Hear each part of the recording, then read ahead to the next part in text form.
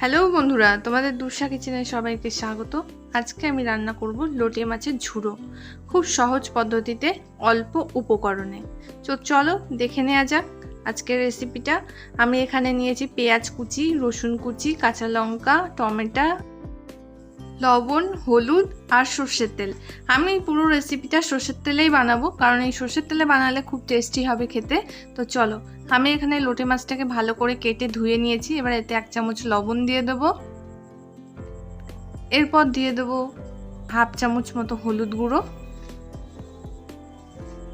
আর দিয়ে দিচ্ছি 1 চামচ লঙ্কার গুঁড়ো। এই মাছের রেসিপিটা একটু ঝালঝাল হলে বেশি ভালো লাগে খেতে। এরপর আমি লবণ, হলুদ আর লঙ্কার গুঁড়োটা ভালো করে মাছের সাথে মাখিয়ে নেব। তেলটা গরম হয়ে গেলে এরপর আমি আগে থেকে কেটে রাখা পেঁয়াজ কুচিগুলো তেলের মধ্যে দিয়ে দেব।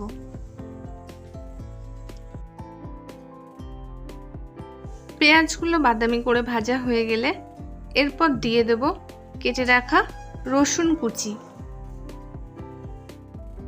এরপর দিয়ে দেব চিড়ে রাখা কাঁচা পাকা লঙ্কা। পেঁয়াজ, রসুন, লঙ্কাটাকে ভালো করে নাড়াচাড়া করে নেব। এরপর টমেটো কুচিগুলো আমি দিয়ে দেব। এরপর দেব হাফ চামচ মতো লবণ।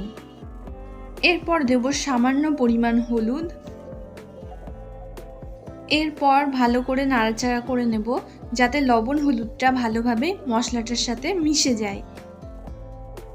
মশলাটাকে 2 থেকে 3 মিনিট ভালো করে কষিয়ে নেব। আগে থেকে লবণ হলুদ মাখিয়ে রাখা লোটে মাছগুলো আমি দিয়ে দেব। লোটে মাছ দিয়ে ভালো করে আমি নাড়াচাড়া করে নেব। লোটে মাছ থেকে অল্প অল্প জল ছাড়তে শুরু করেছে। এতে আমি আর কোনো জল দেব না, কারণ এই মাছের জলেই পুরোটা রান্না হয়ে যাবে। মাছটা অল্প অল্প সেদ্ধ হয়ে এসেছে। ভালো করে নাড়াচাড়া করে নেব, যাতে নিচে না লেগে যায়। একটু ঘন ঘন নাড়াচাড়া করে নিতে হবে, নাহলে নিচে লেগে যাবে। জলটা প্রায় শুকিয়েই এসেছে, আর একটু ভালো করে শুকিয়ে নেব। জলটা যত শুকিয়ে নেব তত ভালো লাগবে খেতে, কারণ এটা জল জল হলে অত বেশি টেস্ট হবে না। জলটা একদমই শুকিয়ে গেছে, আমি আরেকটু নাড়াচাড়া করে নেব। আমার রান্নাটা হয়ে গেছে।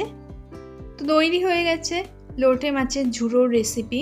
এবার আমি এটাকে বাটিতে সার্ভ করে নেব।